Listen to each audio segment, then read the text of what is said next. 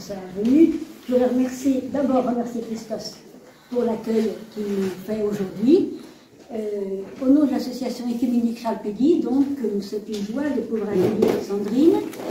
C'est une association écuménique, c'est-à-dire que nous avons parmi nos membres et nos amis, une association chrétienne. Nous avons trois confessions qui sont présentes, des protestants, des orthodoxes et des catholiques, qui sont plus nombreux forcément, puisque nous sommes pays de tradition catholique. Mais depuis 2 ans, nous avons la chance d'avoir dans notre conseil d'administration 2 orthodoxes, pas des moindres, hein, le père Christos, et Christiane Durand, qui est chante, je crois, de sa communauté orthodoxe francophone. Voilà, donc c'est une grande chance pour nous.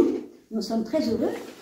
Et je vais laisser Sandrine prendre la parole, mais avant, je voudrais juste rappeler qu'hier soir, elle a donné une conférence. On n'était pas très nombreux, mais on a pu quand même, ceux qui étaient là, en profiter, sur la Sainte Rencontre, puisque c'était les vêpres de ce que nous appelons chez les catholiques la présentation de Jésus au temple, chez les orthodoxes la Sainte Rencontre, où il a été beaucoup question de consolation, puisqu'il est question du vieillard Siméon qui attend la consolation d'Israël et qui a reconnu en la présence de l'enfant Jésus. Et je me dis que notre association écuménique Charles Péguy, elle a cette tâche de consolation. Et de consoler le peuple juif, vous connaissez tous ce début du livre de la consolation chez Isaïe, consoler, consoler mon peuple. Et mon peuple, c'est d'abord le peuple d'Israël. Donc notre association a, je crois, comme un des principaux buts objectifs de son existence, une association de chrétiens qui veulent consoler le peuple d'Israël. Alors consoler, il y aura différentes façons de le faire, en s'intéressant à ce qu'il vit, non pas seulement ceux de la Bible, d'où est sorti le christianisme, mais aussi ceux d'aujourd'hui. Et nous avons la chance d'avoir parmi nous une fidèle aussi juive, Dora, que je remercie beaucoup de sa présence. Très important. Très important pour nous. On salue particulièrement Laura, merci beaucoup, qui représente d'ailleurs, j'aimerais le dire à la fin, représente l'association du dialogue interreligieux Théodore de Strasbourg. Merci en partie de l'association Charles Péguy. On est très honorés. Moi, je suis très honorée de votre présence et je vous remercie. Surtout dans une église, enfin c'est quand même un effort. C'est pas rien, c'est pas rien. C'est pas rien. Merci Laura. À Bischwiller, on est toujours ensemble quand même. Voilà. Donc nous intéresser à ce que vivent les Juifs en ce moment. Et vous savez tous que depuis le 7 octobre, c'est vraiment pour eux très dur, parce qu'ils se sentent abandonnés, seuls, et que l'antisémitisme a flambé de façon épouvantable en France et dans d'autres pays, et que nous avons ce devoir d'être auprès d'eux. Donc, en essayant de nous intéresser à ce qu'ils vivent, de connaître le judaïsme vivant, et Sandrine fait très souvent le rapprochement entre les deux traditions, catholique, juive et orthodoxe, qui a gardé beaucoup de choses, de présence, de liens. Donc ce qu'ils vivent aujourd'hui, et puis être là aussi comme présence, pour montrer, essayer de vivre cette amitié. Donc ce sont des journées comme celle-ci qui peuvent y participer, mais il y en aura d'autres aussi, j'espère nombreuses. Voilà, merci beaucoup. Merci à toi Jacques, vraiment. Je vais essayer de faire un panorama le plus rapide possible, parce qu'il y a beaucoup de choses à dire sur la façon dont nous essayons d'être en dialogue avec le judaïsme, la synagogue et nos frères juifs en particulier, de manière personnelle. Mais avant, je voudrais faire une sorte d'introduction générale au dialogue judéo-chrétien dans son ensemble, très rapidement, juste pour avoir une espèce d'idée globale de l'historique depuis le Christ, depuis Jésus. J'ai oublié de dire que Sandrine, elle a délégué pour toutes les églises orthodoxes de France pour ce dialogue avec le judaïsme.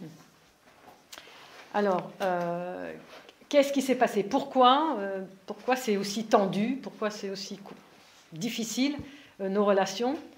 Qu'est-ce qu'il s'est passé depuis 2000 ans ou 2021 ans? Alors, en principe, on est tous ensemble des Juifs, puisque le Christ est juif, les apôtres sont juifs, la mère de Dieu est juive, enfin tout le monde est juif. Et puis petit à petit, il y a eu une séparation qui a pris du temps, qui a pris beaucoup de temps, mais qui est devenue de plus en plus conflictuelle. Et pourquoi il y a eu cette séparation? C'est parce qu'on n'a pas réussi à... Comment expliquer? On n'a pas réussi à rester unis par le fait que le Christ est venu au milieu de son peuple et que l'Église, au fur et à mesure de sa constitution, a reconnu en lui non seulement un Messie, hein, mais aussi un Fils de Dieu et la seconde personne de la Trinité. Donc ça fait beaucoup d'éléments qui ne faisaient pas naturellement partie du patrimoine de la tradition juive. Et à partir du moment où, petit à petit, à partir du IIe siècle, IIIe siècle, la lecture des Écritures a commencé un peu à se transformer, ces premiers groupes de chrétiens ne lisaient plus le Premier Testament exactement de la même manière que nos frères juifs, ça a commencé à être un peu tendu au niveau de l'interprétation des textes. Et puis ensuite, il y a eu les conciles qui ont donné tous les dogmes de l'Église, donc à partir de 325, IVe siècle. Et puis ensuite, il y a eu progressivement donc une distance qui s'est enflammée dans certains coins du territoire occupé par les Juifs et les chrétiens et qui s'est étendue assez rapidement, à peu près au monde connu de l'époque, sur toute la surface de la Terre, quoi. Et puis après, il y a eu la réforme. Alors, puis en plus, il y a eu le schisme entre les orthodoxes, donc les orientaux, on va dire, les orthodoxes et les catholiques. Et après, il y a eu la réforme. Et chaque église s'est un petit peu approprié cette rupture, hein, on pourrait dire ce divorce, entre une synagogue dont elle est issue et puis les églises telles qu'elles se sont constituées au fil des siècles. Et vous savez qu'à chaque fois qu'il y a rupture, chaque fois qu'il y a divorce, il y a des conflits, hein. On le sait d'une manière humaine, mais alors quand il s'agit de communautés entières, de peuples entiers, vous imaginez exponentiellement le mal que ça peut faire. Donc 2000 ans d'histoire où petit à petit, il y a eu du rejet, où petit à petit, cette première secte juive qui devient chrétienne, qui va porter le nom de chrétien, va s'opposer et va créer son identité en opposition avec celle de la synagogue. Et puis, il y a cette question aussi, en plus des conciles, de cette religion qui va devenir religion d'État. Et certains vont dire, peut-être c'était sûrement très bon parce que c'est là que l'universalité du message du monothéisme a commencé à se répandre, mais en même temps, ça a créé d'autres problèmes, hein. Bon, on ne va pas rentrer dans les détails, je voudrais pas... Bon.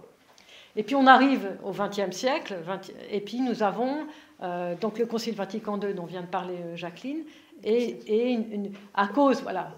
Alors, on peut dire que c'est à cause de ce grand événement de la Shoah qui est un des traumatismes majeurs du XXe siècle, des traumatismes dans lesquels on devrait tous trembler, quoi, devant lesquels on devrait tous être effondrés. Donc ce grand traumatisme crée un réveil, en tout cas du côté des communautés occidentales, des communautés chrétiennes occidentales, et les premières questions se posent. Qu'est-ce qui s'est passé pour que dans un monde occidental et majoritairement chrétien, on se comporte d'une manière aussi peu chrétienne, aussi peu évangélique et aussi barbare envers un peuple qui s'appelle le peuple juif. Qu'est-ce qu'il s'est passé? Et cette barbarie, évidemment, elle nous touche en plein cœur si on la regarde de près.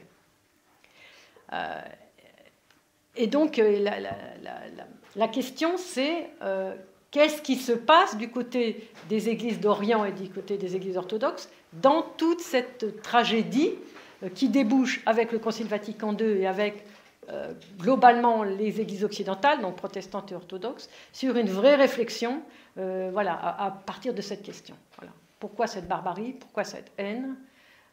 Pourquoi c'est né au milieu d'une chrétienté, d'une Europe chrétienne?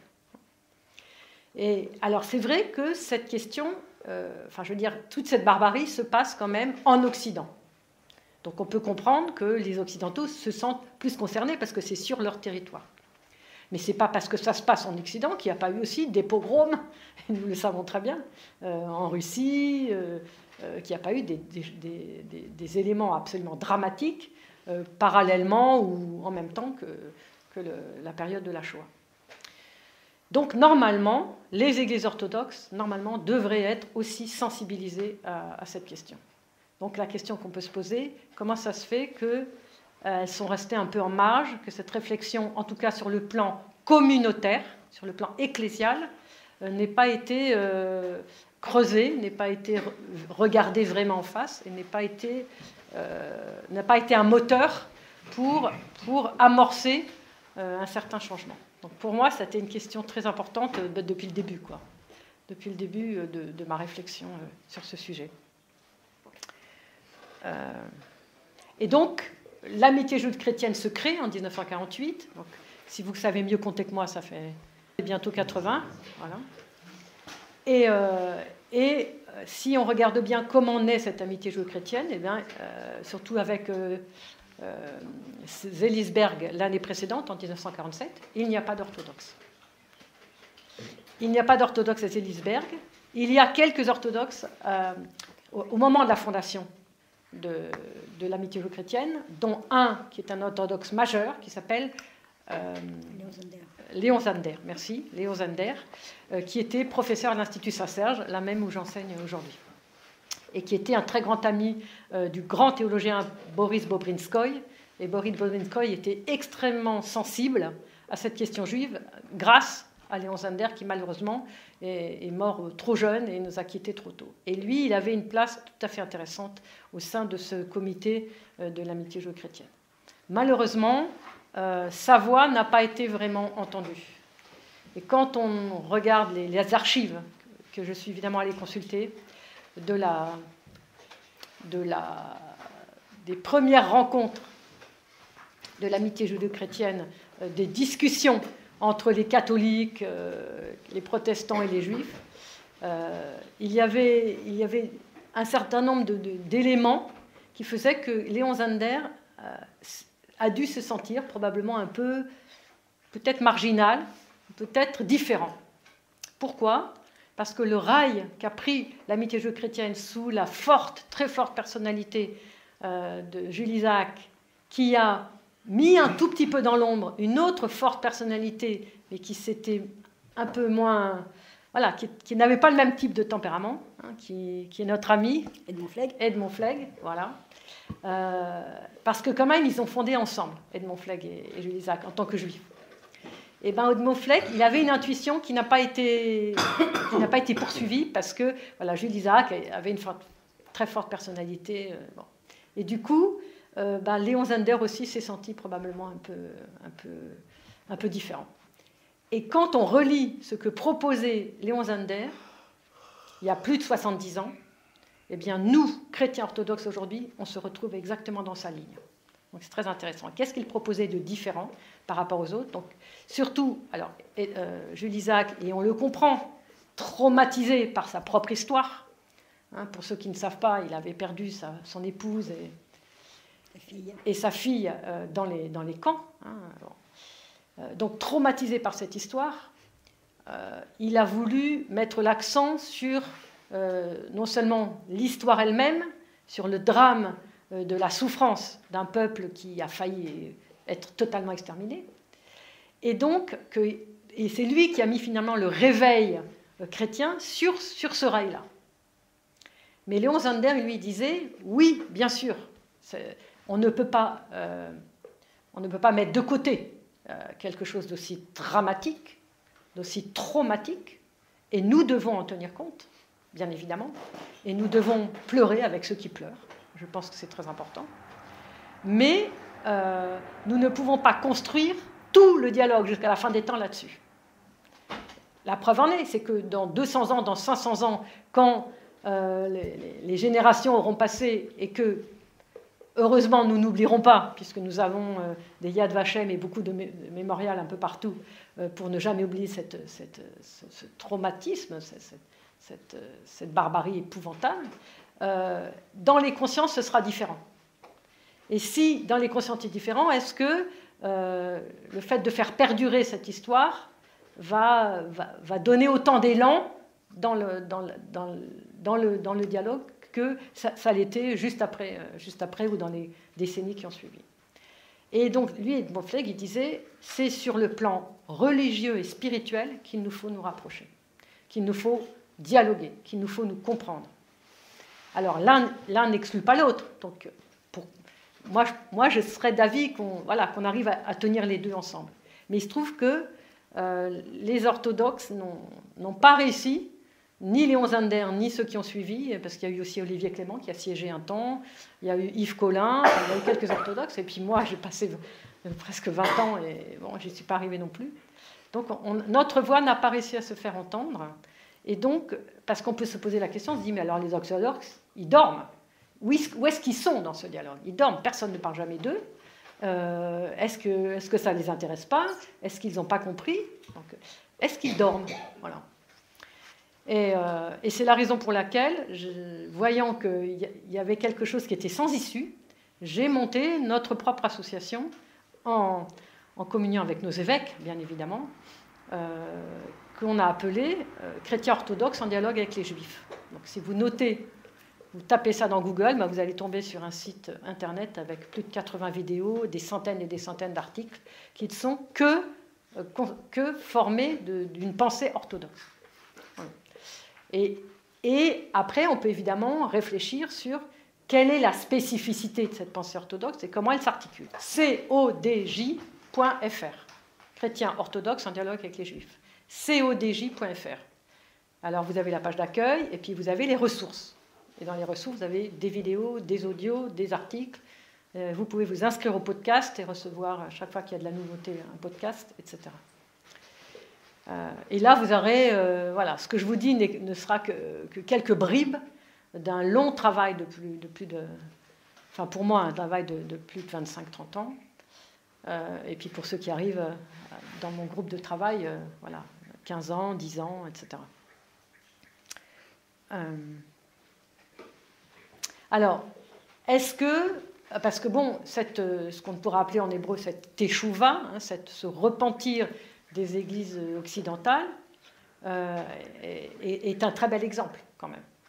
C'est un très bel exemple. Donc, les églises occidentales ont reconnu leur responsabilité et sont effrayées, sont enfin devenus effrayés de cette barbarie.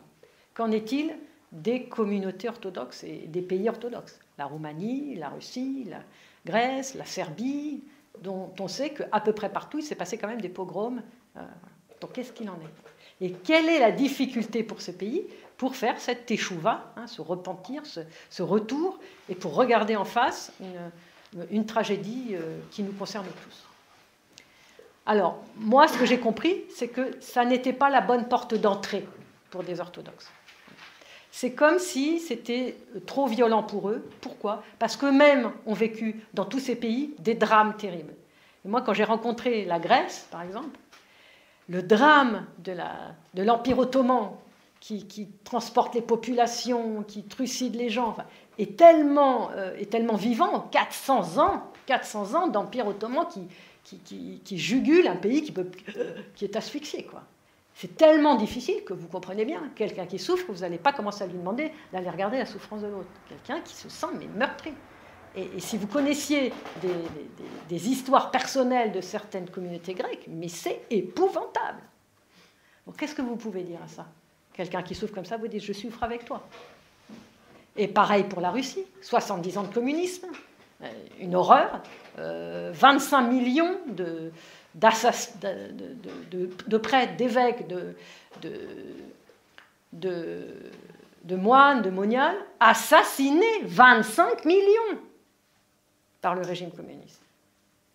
Vous ne pouvez pas dire c'est rien du tout, quoi. Et ça, je pense que dans le dialogue occidental, on n'en a pas conscience suffisamment.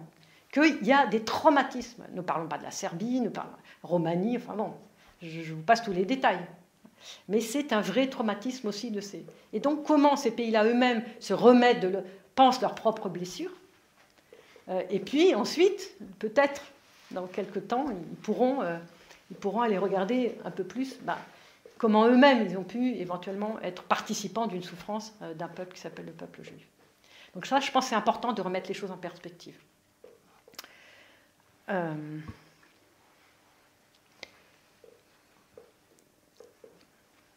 Alors, une fois qu'on a à peu près ce contexte-là, et qu'on a compris qu'à cause de cette histoire, on ne peut pas entrer dans le dialogue par le biais historico-politique,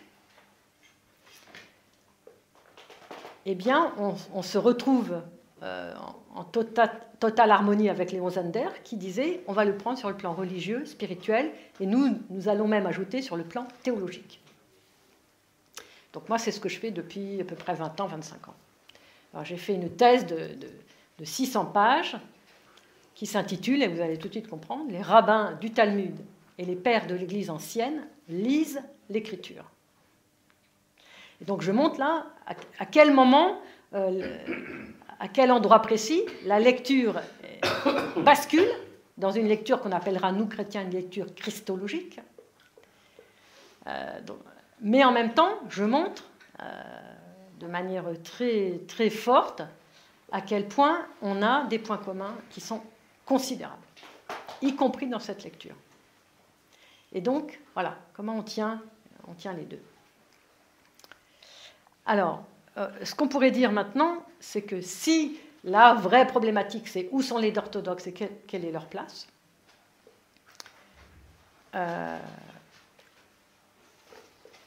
on va se raccrocher, parce que, alors nous, orthodoxes, nous sommes, comme on dit en hébreu, des shamranim, c'est-à-dire des vrais conservateurs. On conserve, on est dans la tradition et on garde la tradition. Donc nous, on ne va pas commencer à inventer quelque chose. Donc on va essayer de se raccrocher à ce qu'on a depuis les origines. Alors vous allez me dire, ce n'est pas très brillant du côté des origines, parce qu'il y a déjà des violences verbales que nous connaissons, que nous avons regardées tout à fait clairement, chez nos propres pères de l'Église, qui sont pour nous des saints. Nous en avons plusieurs ici, que nous aimons par-dessus tout. Nous sommes des nains assis sur ces géants, sur les épaules de ces géants. Et donc, comment on fait pour garder un héritage qui soit un héritage authentique et qui soit fidèle à l'Évangile? Eh bien, nous recontextualisons. Et pour recontextualiser, il faut aller faire tout un travail historique très important, très profond et très long pour essayer de comprendre pourquoi ces diatribes de certains de nos pères contre des juifs, ou plutôt contre des judaïsants, ce qui évidemment, si on met ça en perspective aussi, est tout à fait différent. Pourquoi certains pères hurlent contre les juifs devant leur propre communauté chrétienne ou judéo-chrétienne, parce que, eh bien, ils se font baptiser et puis en fait ils retournent à la synagogue et ils font des pratiques un peu bizarres. Et ils ne viennent plus à l'église ou très peu. Et donc les pasteurs, ils sont fous.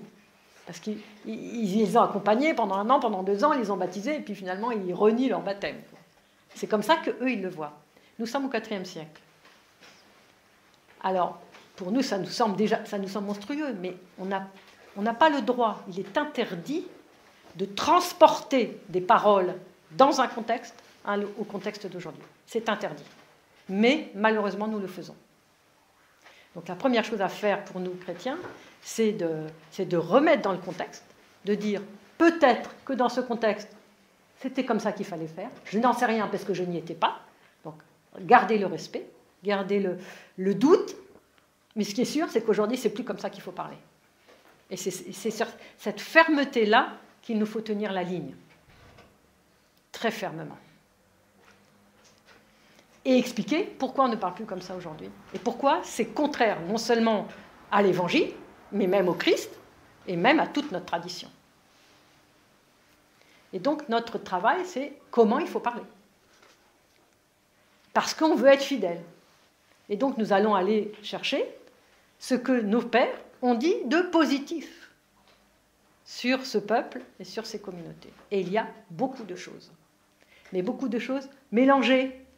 Donc il faut faire une espèce de travail de dentelle, comme ça, avec une pince à épiler, et chercher les moindres petites... voilà. Donc c'est ce que j'ai fait aussi. Et il y en a. J'en ai trouvé. Je ne vais pas dire que c'est beaucoup, mais il y en a. Et il y en a de tous. Et d'Origène, et de Chrysostome, et de Basile, et de Grégoire le théologien. Des choses magnifiques. Donc, je ne vais pas faire le détail aujourd'hui, mais c'est magnifique. Donc, nous qui sommes des gens de tradition, nous qui aimons cette tradition, eh bien, nous pouvons aller prendre chez nos saints-pères depuis le 2e, 3e, 4e, 5e siècle, 6e siècle, toutes ces pépites et voilà, tirer le fil jusqu'aujourd'hui. Sans parler de nos pères syriaques. Nos pères syriaques ont des choses extraordinaires aussi. Même, alors, le problème, c'est qu'il y a des mélanges. Il y a des choses extraordinaires à côté de choses épouvantables.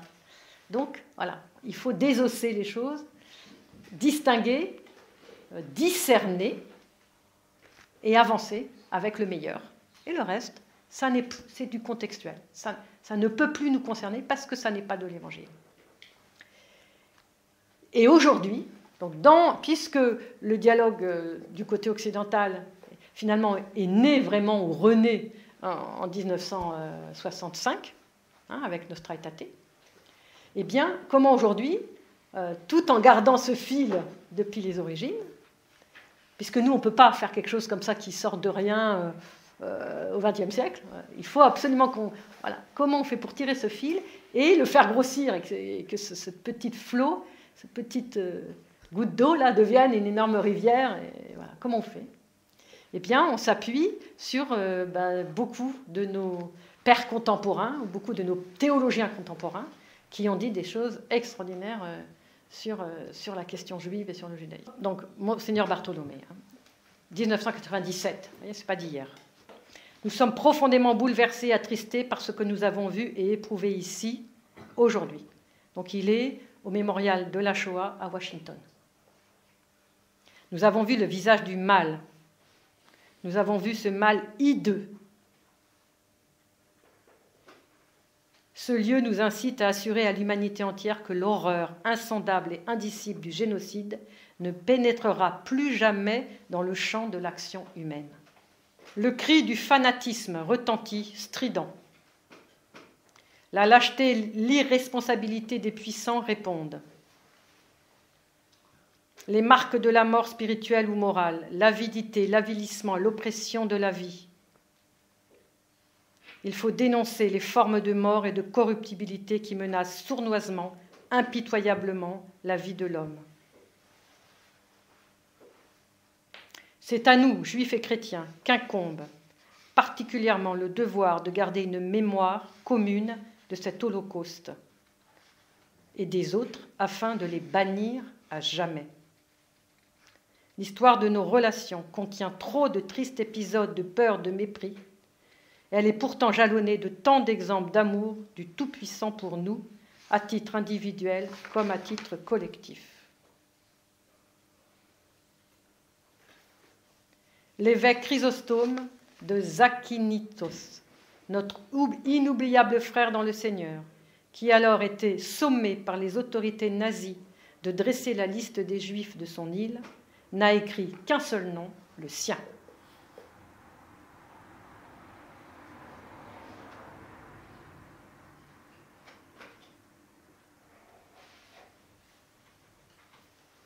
Il est du devoir du chrétien de sacrifier jusqu'à sa propre vie pour la sauvegarde de la vie humaine.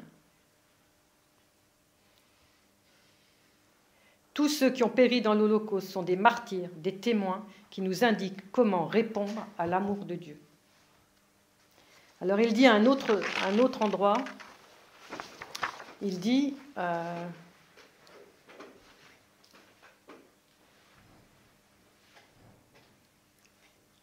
nous devons répondre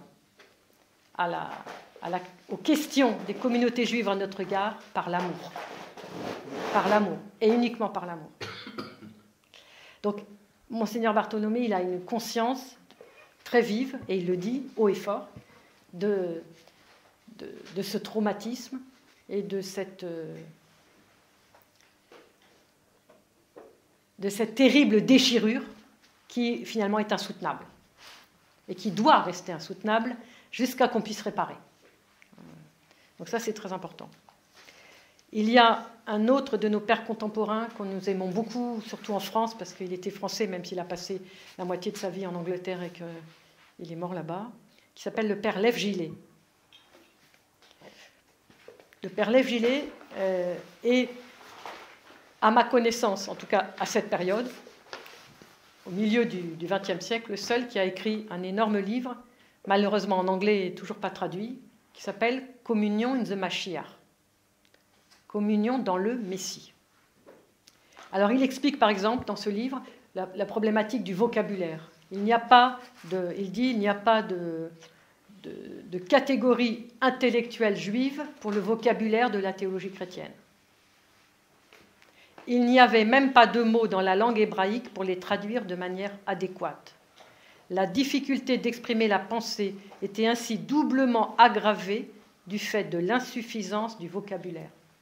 Et c'est là où aussi on sent la difficulté. Et dans tous les cas, la traduction de mots, même la plus exacte possible, reste déficience. Ce qu'il faut, ce n'est pas seulement une traduction de mots, c'est une traduction de sens.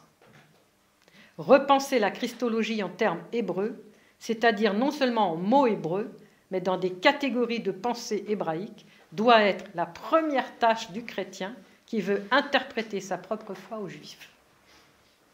Il faudrait que les églises alors il parle aussi des églises orthodoxes, se repentent. Alors c'était avant, bien avant l'amitié judéo-chrétienne, donc il parle pour tout le monde, que les églises se repentent solennellement de leurs propres péchés dans le passé, reconnaissent les péchés de certaines des nations modernes commis envers Israël, qu'elles esquissent un projet de collaboration avec les Juifs sur le plan pratique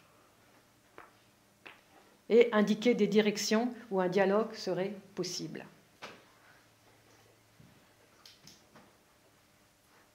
Et la raison pour laquelle aujourd'hui ce n'est pas possible, c'est que depuis le début du christianisme, 19 siècles se sont écoulés au cours desquels les Juifs ont souffert aux mains des chrétiens, à des degrés divers.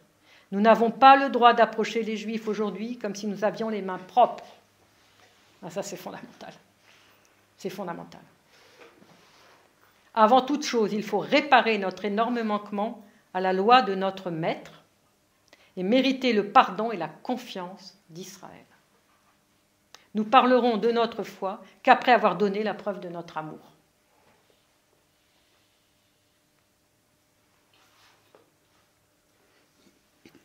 Si Dieu a permis au christianisme de se répandre et au judaïsme de survivre avec de plus en plus de force, c'est parce qu'il avait besoin des deux.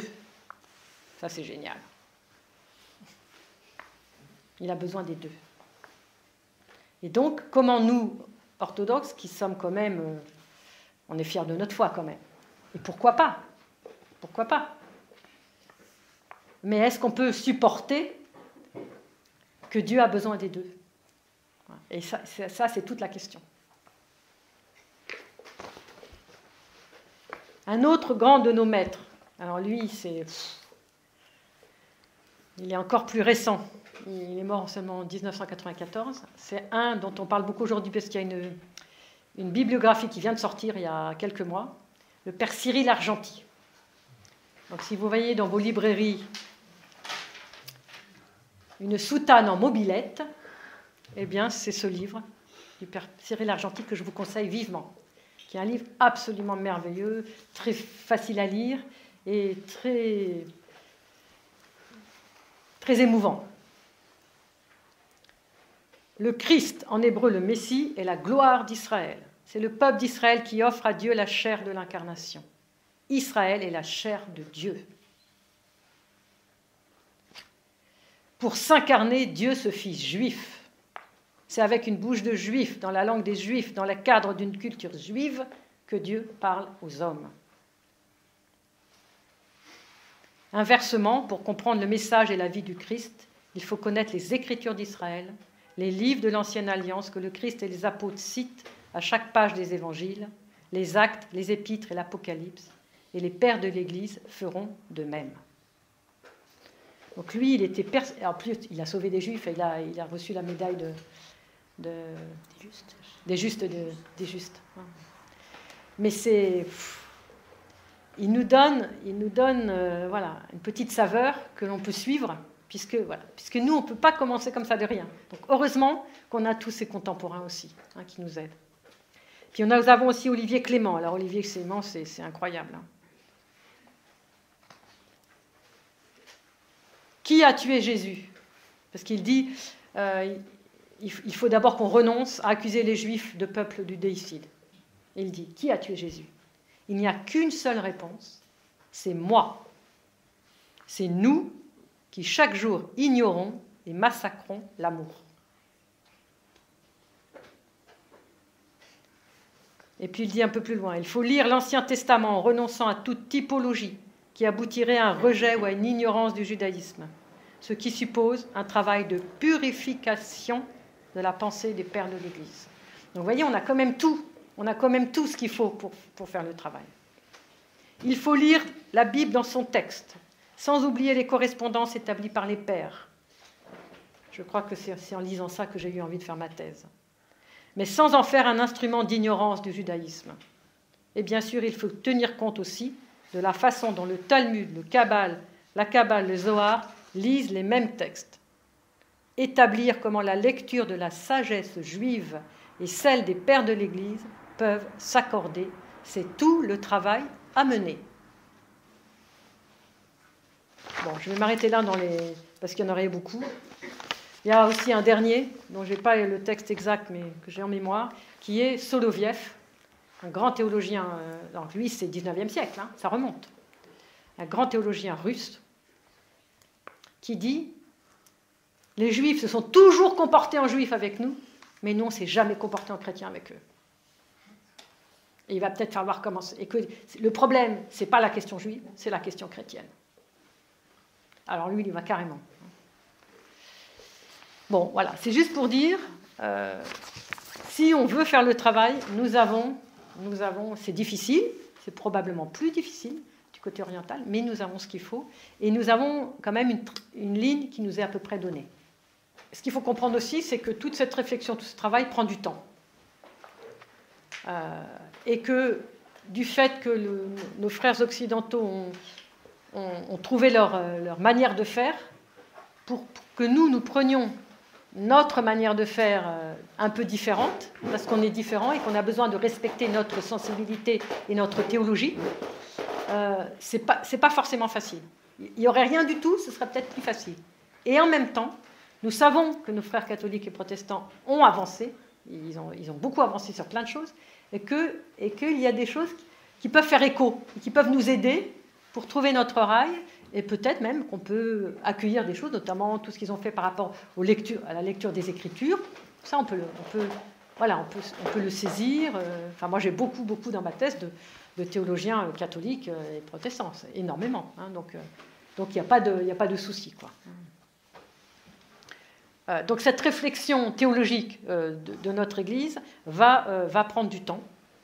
Et donc, c'est vrai que on a besoin d'une certaine patience de tous ceux qui pourraient attendre qu'on aille plus vite, quoi.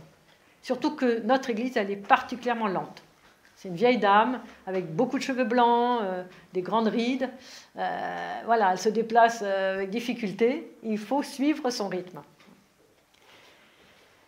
Et si vous avez remarqué, dans toutes ces personnes que j'ai nommées, ce sont des personnes, je ne vais pas dire solitaires, parce que toutes ces personnes font partie de l'Église orthodoxe, mais ce n'est pas un magistère ou une Église qui a pris en charge tout ça. Et donc, il faut que ça remonte, il faut que de ces personnes, ces sujets dans l'Église, ces personnes un peu isolées dans l'Église, que petit à petit ça monte à la conscience ecclésiale, c'est exactement ce que disait Père Christos en commençant, que petit à petit chacun puisse s'approprier le patrimoine et tout ce qu'on a déjà en germe pour pouvoir créer une véritable pensée théologique orthodoxe sur la question juive.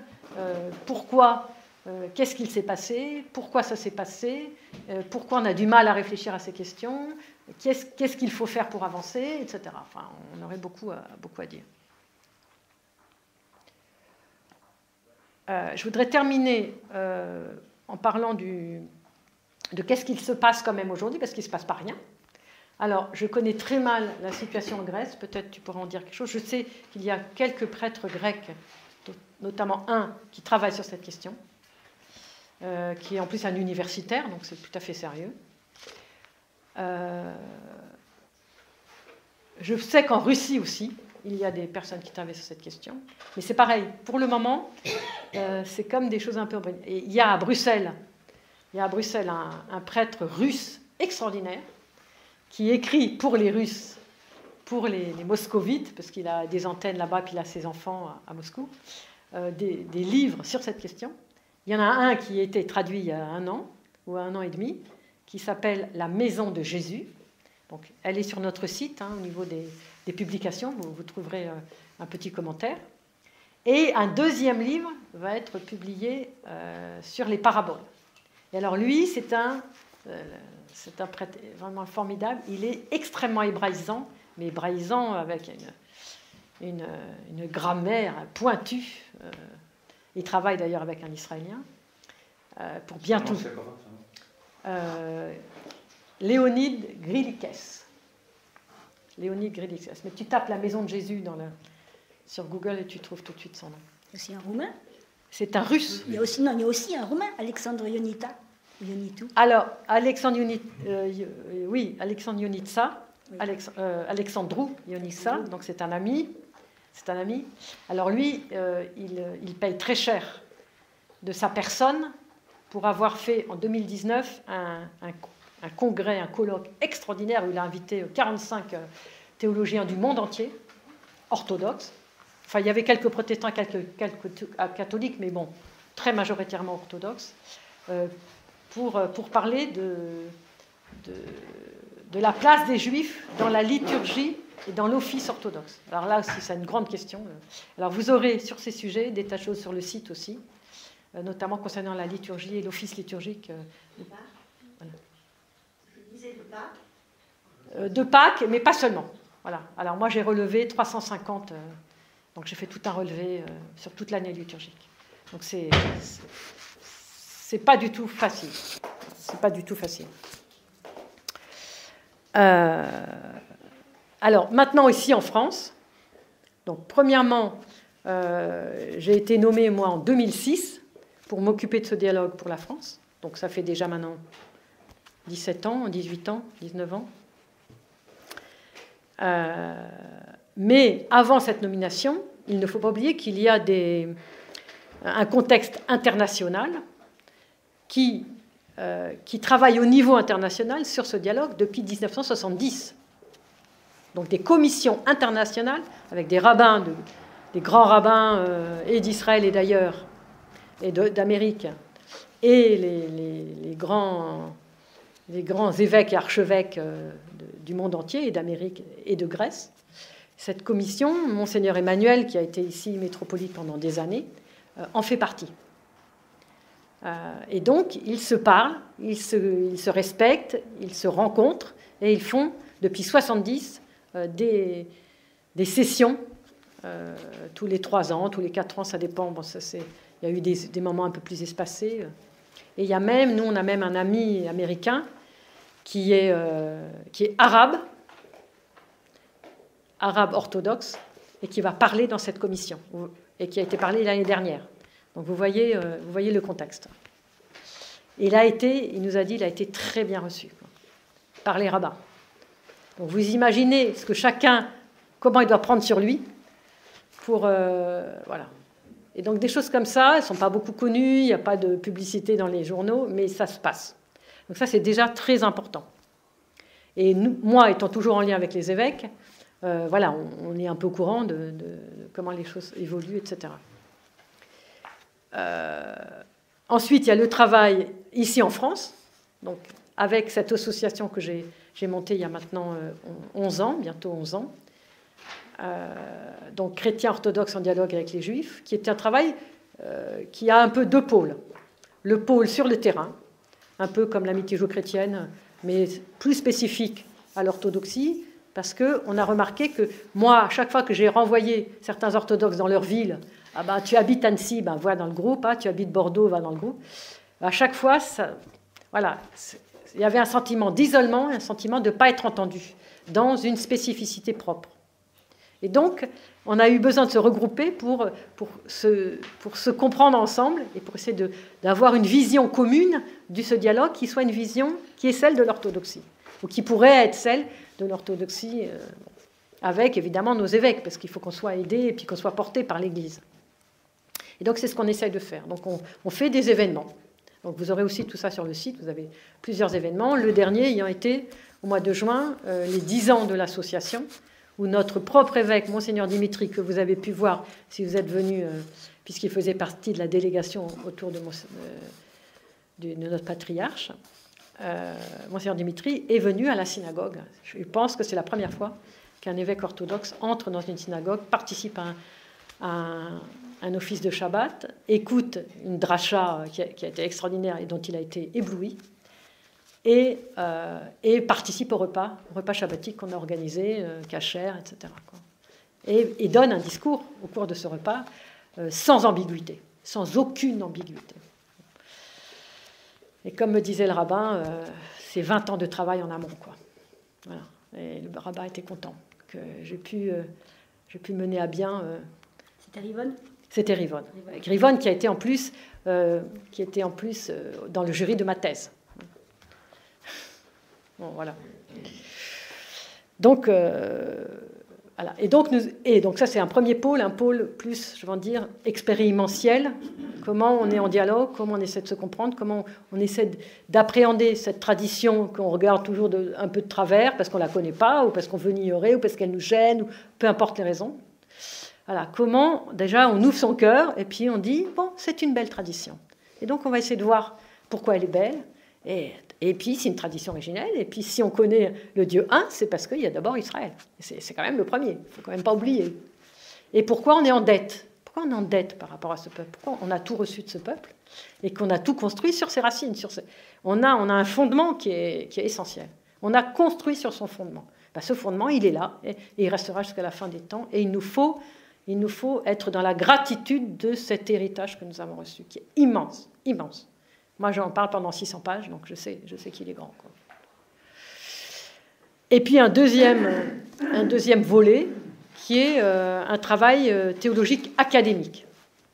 Donc là, on a une petite réunion, toujours sous la bénédiction de Monseigneur Dimitrios. On est 8 à peu près théologiens orthodoxes qui vont essayer de ressaisir, voilà, tout ce qui a déjà été dit, tout ce qui a déjà, voilà, parce que quand même il y a eu des progrès depuis 70 ans, le ressaisir et donner la vision orthodoxe avec laquelle on serait tous d'accord. Et le jour où on va commencer à publier, d'abord on va le soumettre à nos évêques, bien évidemment. Peut-être que petit à petit, ça va faire son chemin. Donc, il y a un site, il y aura des publications. Bon, moi j'ai déjà publié des livres, mais voilà, c'est plus peut-être personnel, même si c'est des livres que tous les orthodoxes peuvent tout à fait accueillir. Mais bon, voilà, là on va faire quelque chose d'une équipe avec l'estampillage de Monseigneur Dimitri. Voilà, pour dire comment il faut avancer, pourquoi il faut avancer, quelle est la vision, et comment on peut ensuite s'articuler avec tout le monde des catholiques et des protestants. Et je pense que finalement, cette organisation qu'on pourrait penser, entre guillemets, parallèle ou indépendante de l'amitié judéo-chrétienne, et je pense que cette vision que j'ai eue dès le départ, j'espère que ça va se réaliser, c'est qu'elle était nécessaire pour asseoir une identité qui soit reconnue, qui soit fidèle à notre tradition théologique. Mais tôt ou tard, quelque chose va on va se retrouver. Voilà, même si on peut rester deux, mais on peut rester deux en étant un peu en vase communicant, en se donnant des trésors avec catholiques, protestants, orthodoxes, et puis ensuite, ces trésors, voilà, on peut les donner à Israël, et Israël peut nous donner son trésor et échanger. Voilà. Je pense que c'est... et donc ce travail académique, il est vraiment au début, hein, et c'est un peu laborieux, parce qu'on est tous très chargés, on a tous nos étudiants, Voilà. Et alors, si je devais dire quelque chose de plus personnel, ben, moi j'ai des étudiants en master. Et vous comprenez bien qu'en master, je ne me gêne pas pour autant les étudiants en licence. Bon, je ne peux pas trop les abreuver, quoique je le fais quand même un peu, parce que je ne peux pas m'en empêcher. de judaïsme à tort et à travers. Mais là, je peux vous dire qu'avec les masters, voilà. Donc, avec les masters, on fait un travail de lecture juive des évangiles. Voilà. Et on s'appuie évidemment sur le Midrash, sur le Talmud. Et là, moi, j'ai des étudiants qui mordent. Voilà. Alors, j'ai certains étudiants qui sont un peu sur la réserve, mais qui viennent, qui font leurs devoirs, qui s'intéressent. Il y a des choses qui s'ouvrent pour eux. Donc, bon, ils vont faire leur chemin. Chacun a son heure. Moi, ça fait 35 ans. Donc, si je suis un peu en avance sur eux, c'est normal. Donc, voilà. Donc, je mets en route un peu des étudiants qui, j'espère, voilà, pourront aussi collaborer à des publications et qui font des très, très belles choses. Et il y en a certains qui comprennent très, très bien. Et qui sont derrière moi et qui me disent « T'es notre maître et on te suit. » Voilà. Et depuis que Rivan Kriger, le jour de ma thèse, a dit haut et fort à toute l'assemblée qui était derrière moi que j'étais une mère de l'Église, et ben, les étudiants, ça leur est pas tombé dans l'oreille d'un sourd. Voilà. Donc on espère pouvoir être fidèles à notre Église, vraiment fidèles, et d'être courageux et d'oser avancer, parce qu'on n'est pas un musée. Et que la tradition, comme dit Vladimir Nosky, la tradition, c'est la vie de l'esprit dans l'Église, et c'est la vie de l'esprit critique, mais dans le bon sens. Hein. Un esprit qui critique les vieilleries et qui avance ensemble dans l'Église avec son temps. Quoi. Voilà, je vous remercie.